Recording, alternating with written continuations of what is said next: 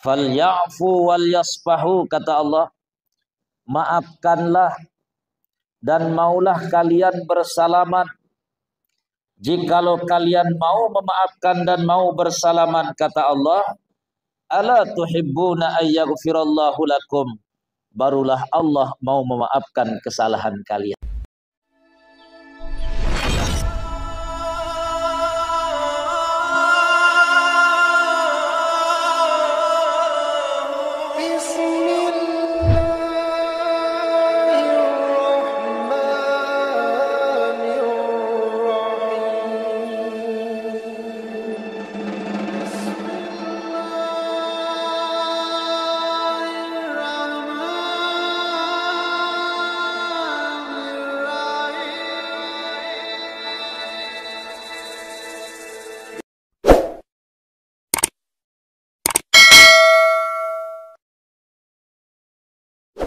Assalamualaikum warahmatullahi wabarakatuh. Alhamdulillahi wa kafa, wassalatu wassalamu ala sayyidina Muhammadinil Mustafa, amma ba'du. Kaum muslimin dan muslimat, hadirin dan hadirat jamaah Masjid Baitus Salam Polda Nusa Tenggara Barat yang dirahmati Allah Subhanahu wa taala. Puji syukur kita panjatkan kehadirat Allah Subhanahu wa taala pada malam hari ini. Allah Subhanahu wa taala masih memberikan kesehatan dan keafiatan untuk kita sama-sama terus melanjutkan amaliyah Ramadan kita sampai pada malam ke-29 Ramadan 1444 Hijriah. Salawat beserta salam semoga tercurah kepada baginda Rasulullah sallallahu alaihi wasallam. Semoga kita semua kelak mendapatkan syafaat dari baginda Rasulullah sallallahu alaihi wasallam. Kaum muslimin dan muslimat rahimakumullah. Ketika Allah Subhanahu wa taala berfirman, ya ayyuhalladzina amanu kutiba alaikumus syiyamu kama kutiba alal ladzina min qablikum la'allakum tattaqun. Bahwasanya kita diperintah oleh Allah Subhanahu wa taala berpuasa dalam rangka menjadi orang-orang yang bertakwa. Sudah hampir 1 bulan kita melaksanakan ibadah puasa Ramadan. Pertanyaan yang harus kita sematkan kepada diri kita masing-masing,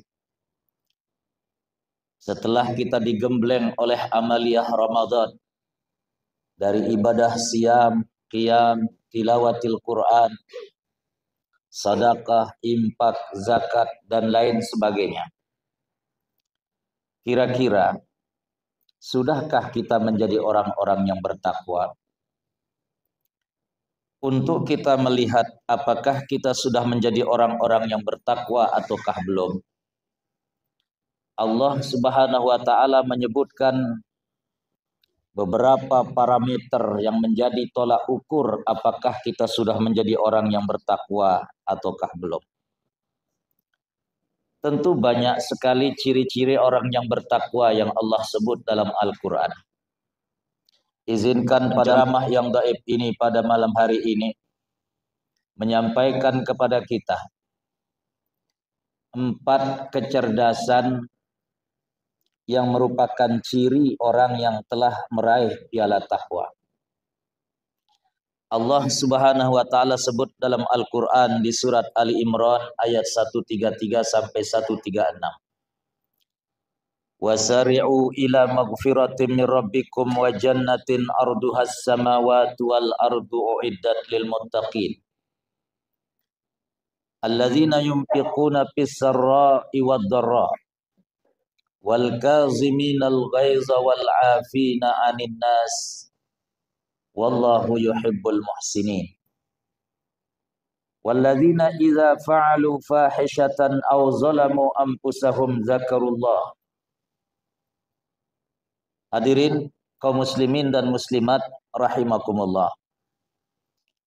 Ada 4 parameter ciri orang-orang yang telah meraih piala takwa yang Allah sebut dalam ayat ini. Yang pertama, kata Allah Subhanahu wa taala, alladzina yunfiquna fis-sarra'i wad-dharra.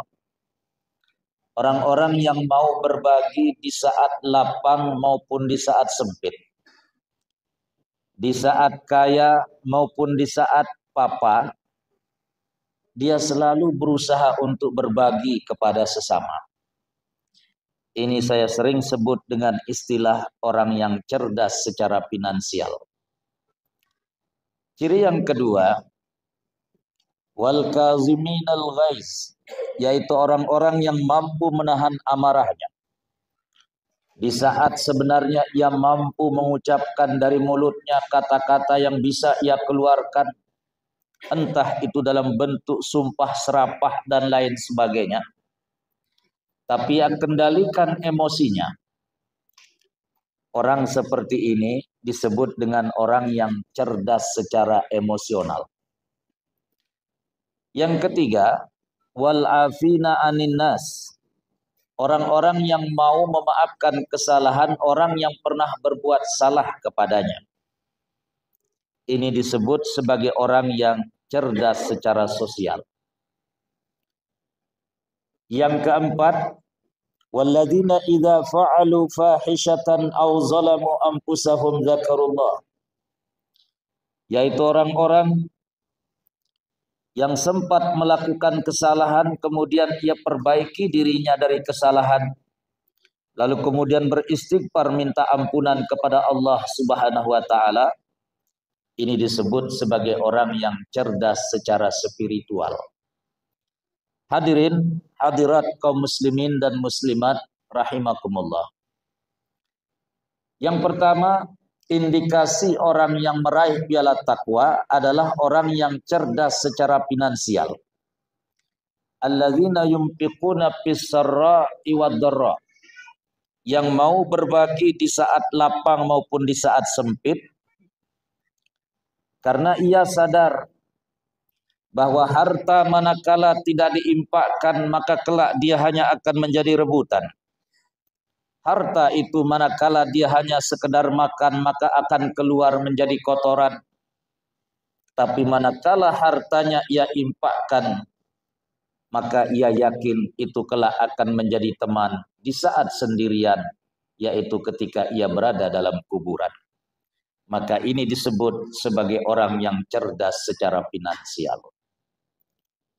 Yang kedua, wal kaziminal ghaiz, yaitu orang-orang yang mampu mengendalikan amarahnya. Hadirin jamaah rahimakumullah, siapapun kita selama kita bernama manusia, tentu dalam kehidupan bermasyarakat, berbangsa dan bernegara, tidak terkecuali ketika kita hidup di tengah-tengah lingkungan kerja. Ada atasan, ada bawahan. Terkadang banyak dalam kehidupan ini yang tidak sesuai dengan keinginan. Sehingga kemudian terkadang amarah dan emosional datang menghampiri dalam kehidupan. Tapi orang-orang yang cerdas secara emosional adalah orang-orang yang mampu mengendalikan dirinya di saat emosi datang kepadanya. Maka orang seperti ini satu di antara indikasi puasa berhasil dilakukannya, karena telah menjadi satu di antara ciri orang-orang yang telah meraih piala takwa. Yang ketiga, disebut sebagai orang-orang yang cerdas secara sosial. Wal afina anin nas, yaitu orang-orang yang mau memaafkan kesalahan orang-orang yang pernah berbuat salah kepadanya. Hadirin jamaah kaum muslimin dan muslimat rahimakumullah. Di surat An-Nur ayat yang ke-22, Allah Subhanahu wa taala mengatakan, wal ya'fu wal yasfahu ala tuhibbuna ay yaghfirallahu lakum.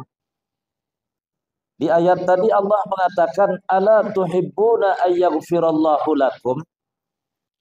Maukah kalian Allah mengampuni dosa kalian? Tentu kita semua mau diampuni dosa-dosa kita oleh Allah Subhanahu wa taala. Tidak ada di antara kita yang tidak mau diampuni dan dimaafkan oleh Allah Subhanahu wa taala. Tapi ternyata hadirin jamaah rahimakumullah, syarat kita jikalau kita mau dimaafkan kesalahannya oleh Allah, itu Allah sebut di bagian depan dari ayat ini. Falyafu wal yasfahu, kata Allah, maafkanlah dan maulah kalian bersalaman. Jikalau kalian mau memaafkan dan mau bersalaman, kata Allah, ala tuhibbuna ay yaghfirallahu lakum, barulah Allah mau memaafkan kesalahan kalian. Artinya jemaah kaum muslimin dan muslimat rahimakumullah, syarat jikalau kita mau diampuni oleh Allah dosa-dosa kita, maka kita juga mau memaafkan kesalahan dan dosa orang yang pernah berbuat salah kepada kita.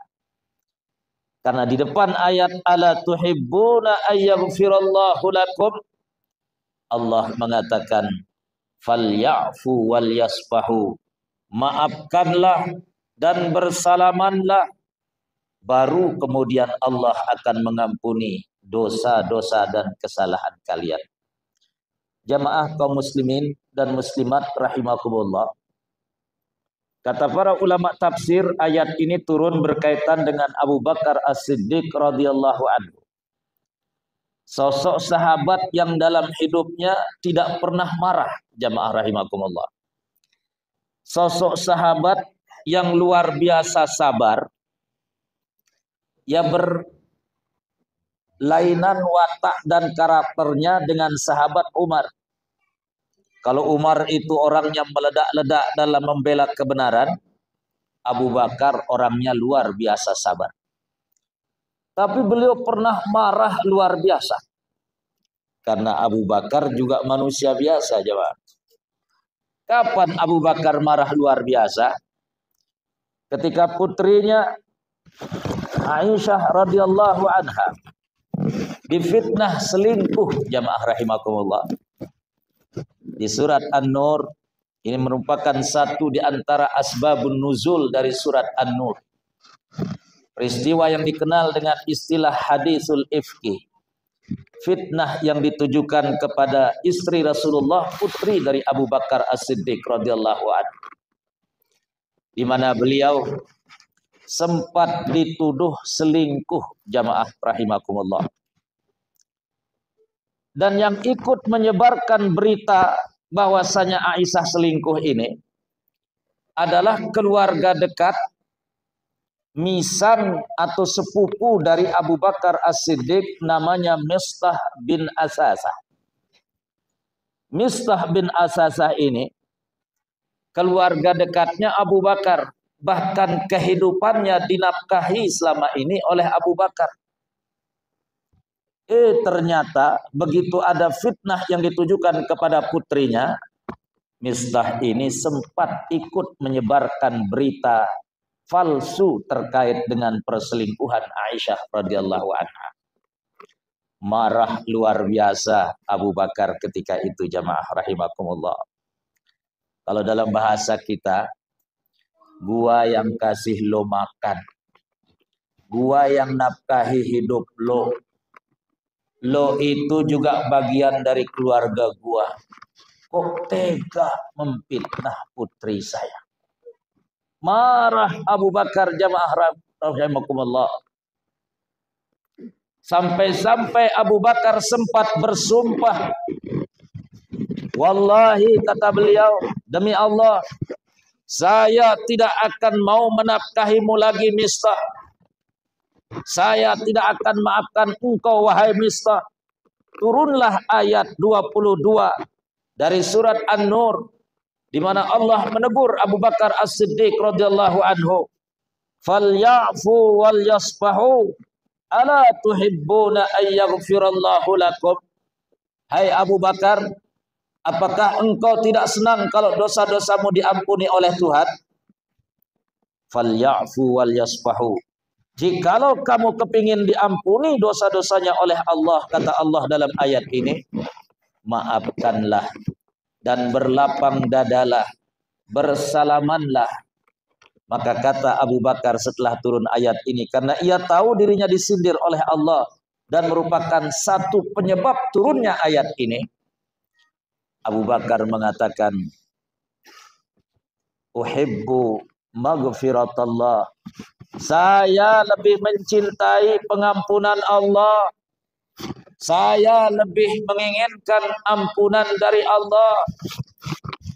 Maka kemudian beliau membayar kafarat, jamaah rahimakumullah. Membayar kafarat karena telah melanggar sumpahnya. Apa sumpahnya? Ia bersumpah tidak akan menafkahi lagi Mistah bin Asasah. Tapi kemudian ia nafkahi lagi, dan itu artinya ia telah melanggar sumpahnya, maka dia harus membayar kafarat atas sumpah yang dilanggarnya itu. Jamaah rahimakumullah.